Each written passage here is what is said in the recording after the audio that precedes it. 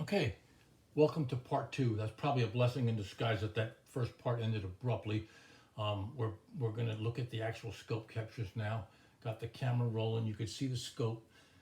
You could see the channels in conjunction with your schematic. You can see um, the red and the green, the blue, the yellow, burgundy, gray, and orange, and all that jazz.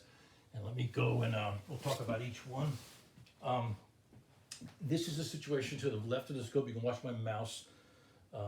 This is this would be a down command with a high red voltage. If you can look at your schematic, we are commanding down. We have a good battery voltage on red, okay, 13 and change, and we have a good ground voltage, and you can see it's active. It's not totally flat. Both are alive, one for a power, one for a ground, and we have current flowing. So this is a situation where our window is moving upward, and we could look at our current. Our current right here. Our current's about 8 amps. It's negative because it's going in a certain direction, as I said earlier in part one.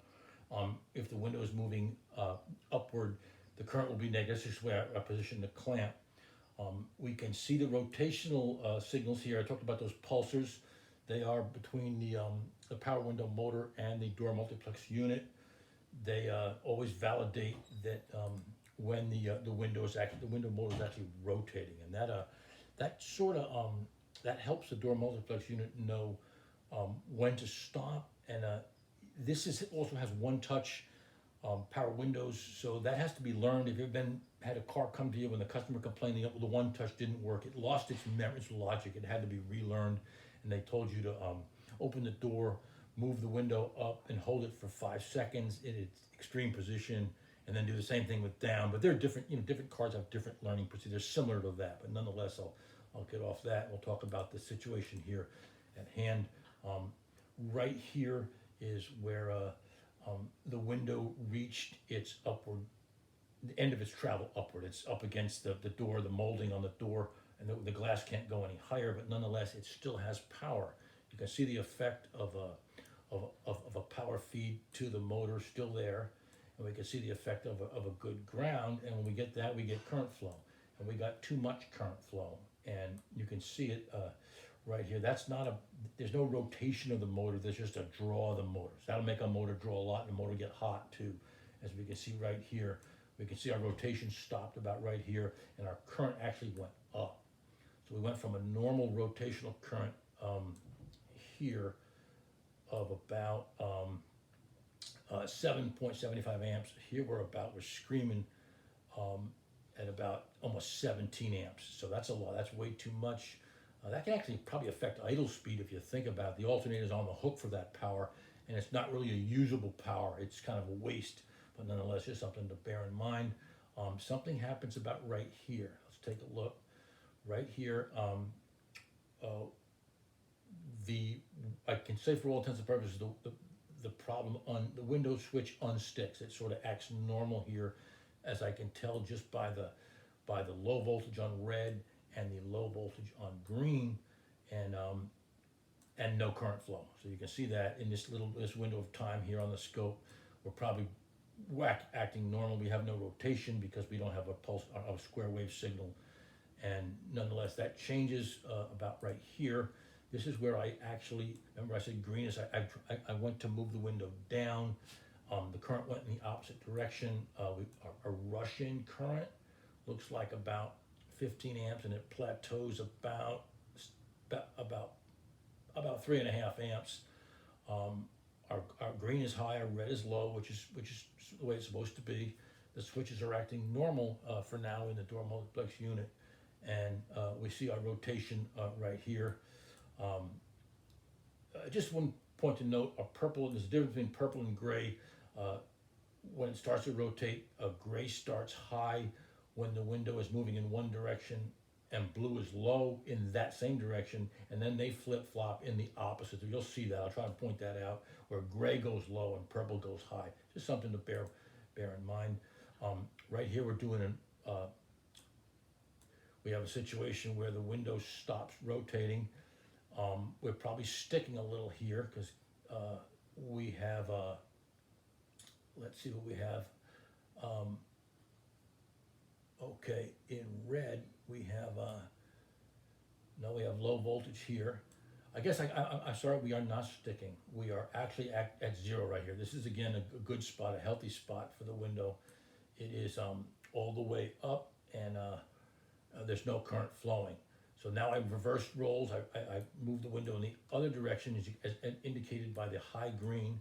This is the high green, which is a down command, and it's behaving normally. Green high, red is the ground.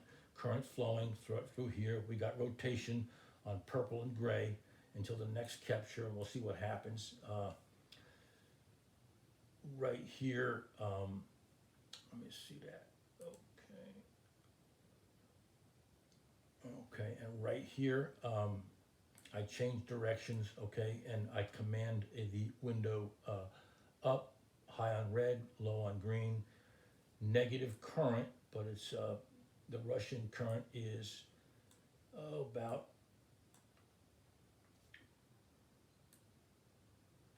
okay, about 15 amps, and we're going normal there. And let's see what happens at the end of that run. Just for about right here, we start to stick a little.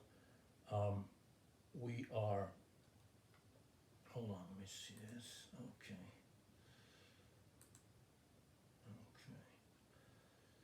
So here's the situation. Okay, we're high on red, we're low on green. The motor is moving upward. It reaches the end of its travel, and there's a bind up here. There's a bind up here because the amperage is going higher. We're at almost 17 amps. There's nowhere the motor to move. It's already up as high as it can until something happens here. Take a look at right in here. The red goes low, and the green goes low, so we're not going to have any current flow. And until right here when I hit the switch the other way, and the same scenario goes back again. So let me go to a different capture so we can see a different scenario, and we can something the fifth. Okay.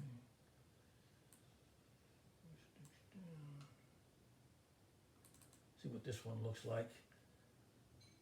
Okay. 8 screens here. Okay. Okay, right here is another capture right here.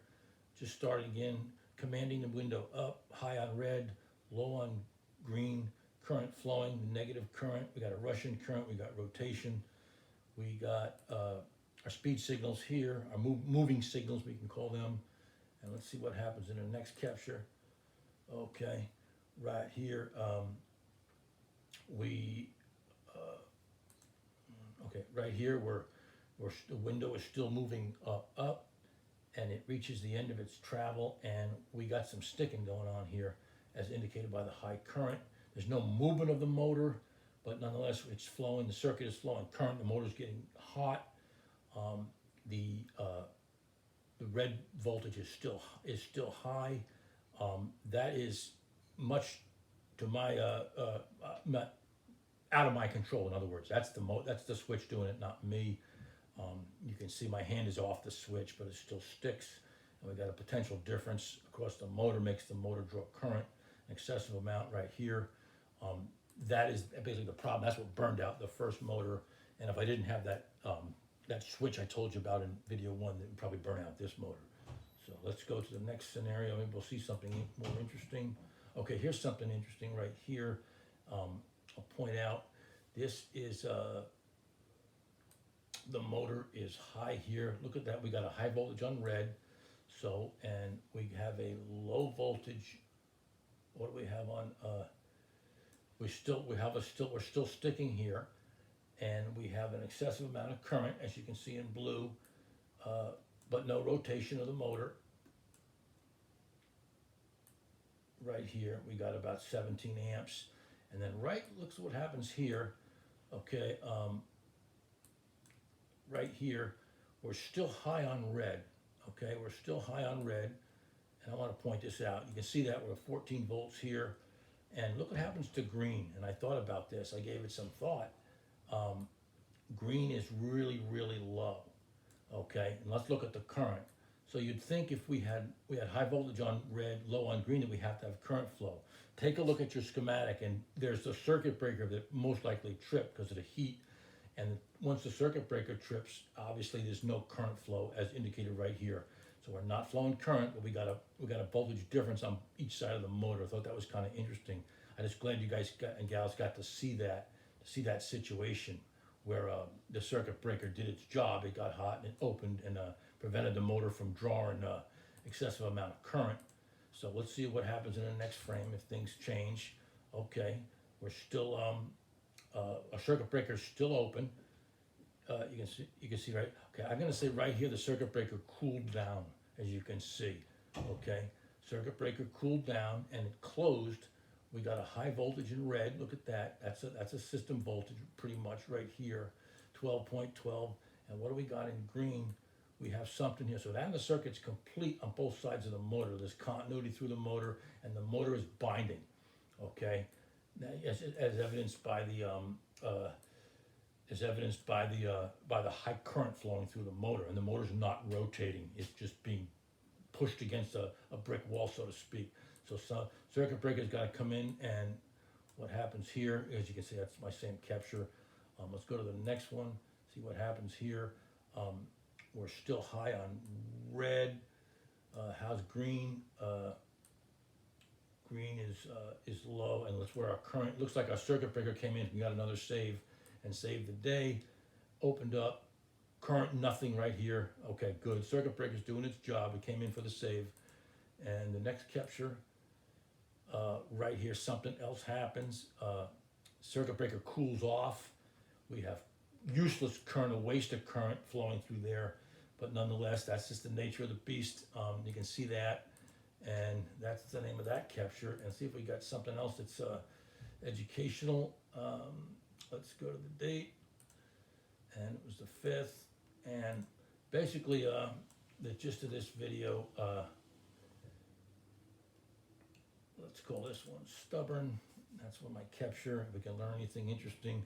The gist of this video is, be mindful that the scope is used for more than drivability. It's great on electrical problems like this because it's just a voltmeter with tentacles with more than one arm.